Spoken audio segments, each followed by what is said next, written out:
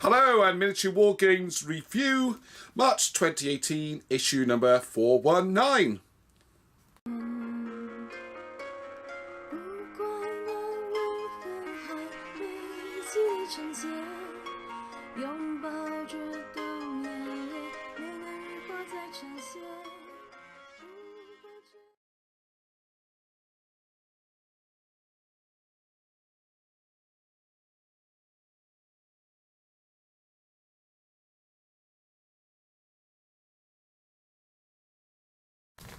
Okay, it's a good issue. Enjoy reading it. This review's a little bit behind, as you know, or the ones who know me. My mother very ill, and my dad's having a few problems as well. And not much time for painting or playing, but lots of time for reading. Nothing like hanging around with sick people to read magazines and things. And very pleased to have this issue. It's been excellent. So it's a good one. There's an advert from, was it, the Wild West Exodus. Right, first article, Mr. Treadaway talking about unfinished projects, which is very good. Then we got Butlers with a new armoured vehicle, and there's a couple of things on there. This is interesting, a little article called Meteor Waterloo. Putting on, some guys put on a special Waterloo game. Sounds very interesting. 18th to 20th of May. Well, there's a number on there to contact. Where exactly is this going to be? York City Centre Hall. So there we are. If you're to be at Waterloo, have a look at that. Here's a new game coming out. Good review about that, as it says here. Nam, it's a new hardback Flames of War based Vietnam rule set from Battlefront. And there's a dice holder from Deep Cut for throwing your dice on the table. What will they think of next? Victrix, bring out some plastic elephants, so you can read all about that. North Star, got some more figures coming out. Oh. And this is the Strozzi's Hero sent me some of their latest 28mm, well, they're quite large, German Fallschirmers. I can never say that right, I better get it wrong now. Fallschirmjägers, I speak German as well, I used to anyway. And Tabletop Live, and if you're not aware, Tabletop Gaming is the sister publication to this one. So that's why it's getting so many spots in here, basically the same publisher. More mats. Right, on to the articles. Conrad, as you know, I'm a bit of a Conrad fanboy, or Conrad Kinch.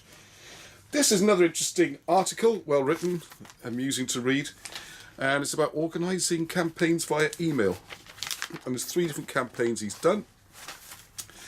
How they went, the pros and the cons, what went well, what didn't go so well, and advice. So, very useful tips. I recommend reading that. Salute advert, not far away now, next month in April. Right, this. I'm trying to be generous, okay? But I'm starting to get to the point, this is part 2 of 4. This Hell by Daylight rules, which is skirmish rules for everything in the 20th century. And I'm sorry, I know Jim Webster's written some good stuff, and I think I've met him a few times as well. There we are. This is becoming a bit of a ramble, really.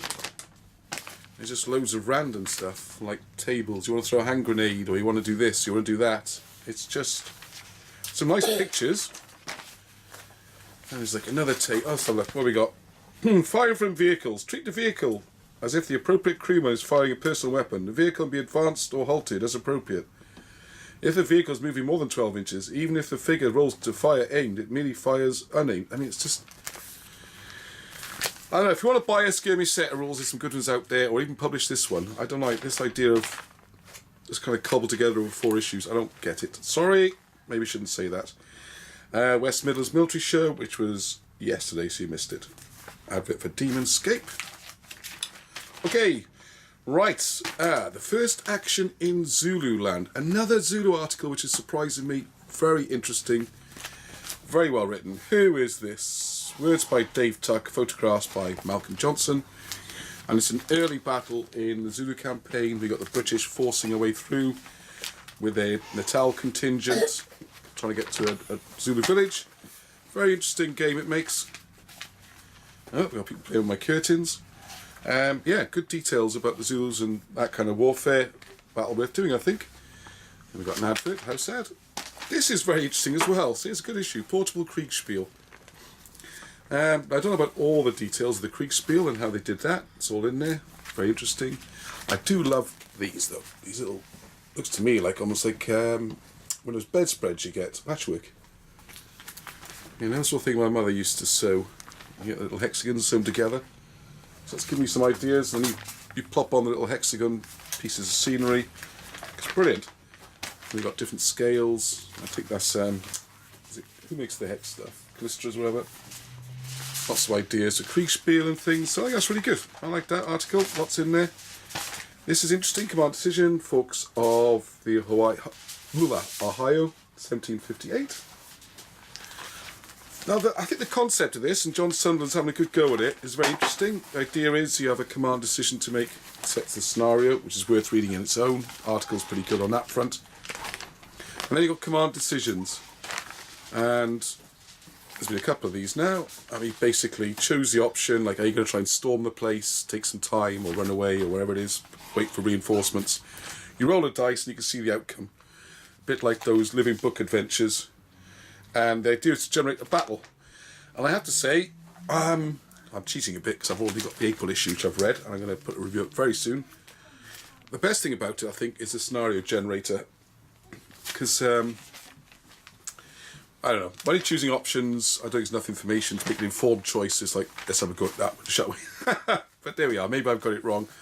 Perhaps other people have got more out of it. This article, Zomsky, I'm not really a zombie type person. Not really a skirmish person, and not so much into modern day warfare, and I still enjoyed this article. It's well worth reading. And the main reason is, what he shows you is how he did his wonderful bases. And terrain. I know we've had a lot of modern terrain lately, but the base is a good idea. And I love the idea like this. We've got a base, like a mini diorama, and it actually moves around, so it's like a series of still shots. There's also rules in here, how to play the games, how it works in the show. So, even though not my period, I'm still giving that full marks, and I really enjoyed it. Some more adverts. And these guys have really catch my eye again. Wargameslab.com. Looking for ideas for games and things, so maybe look into that. Okay, so now we're to Dark Horizons, Hammers Facts, as we all call it. And sure enough, first article is Hammers. We got your near future science fiction vehicles. These look really cool. Who made these ones down here? Crooked Dice. Very nice. Very nice paint job as well, whoever did that. And then we got more of the Frostgrave scenarios. I'm surprised you haven't had any big scenarios actually in the magazines. My money's on next month having some of those in Wargames Illustrated, which I haven't seen yet. So there's quite a bit in the text anyway. Seems to be doing very well.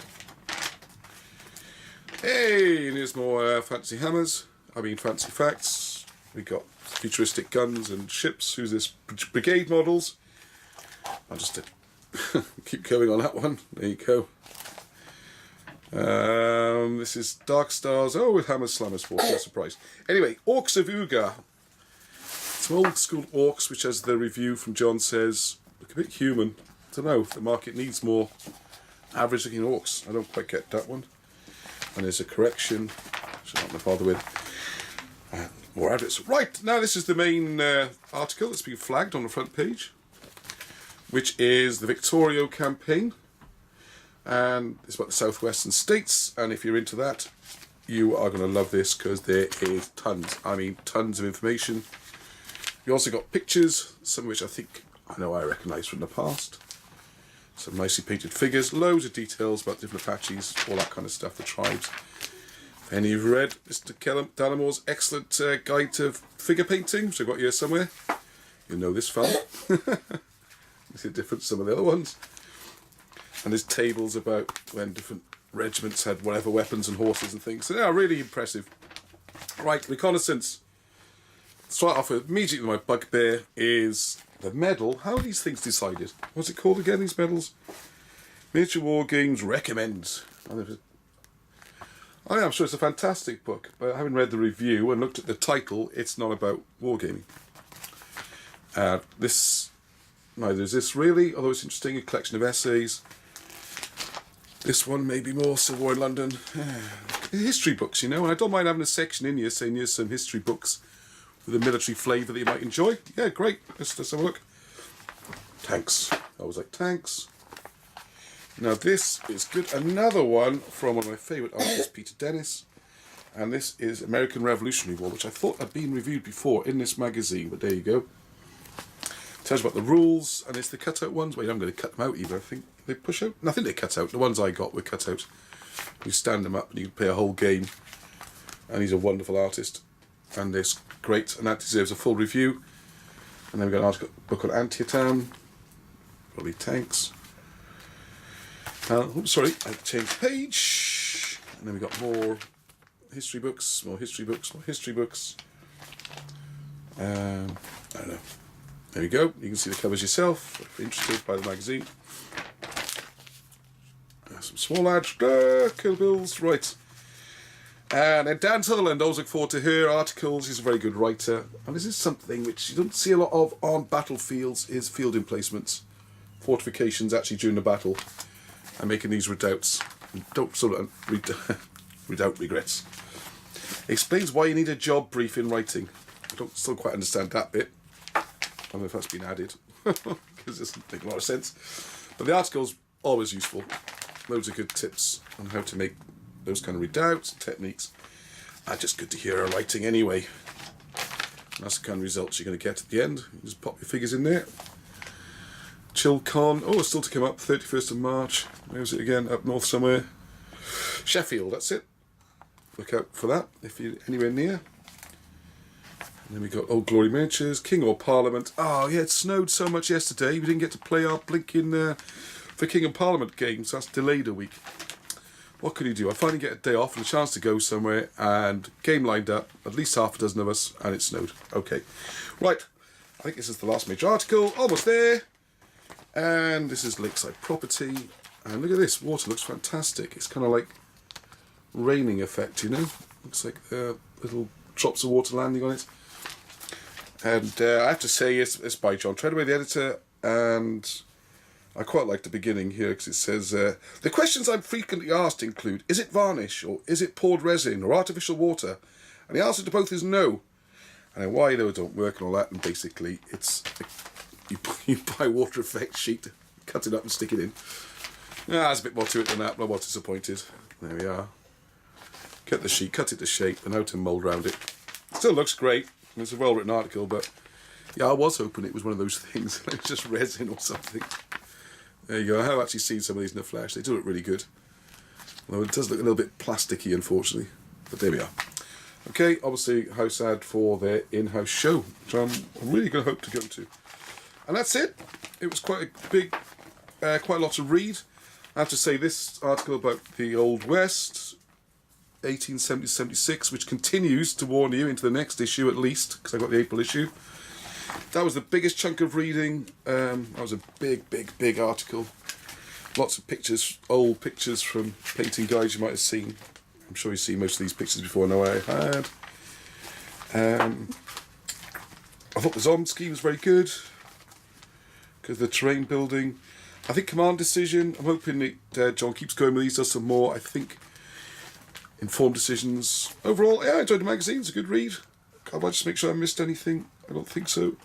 So there we go. Hope you enjoyed the review, and the next ones will be coming very soon indeed. So until the next time, keep rolling.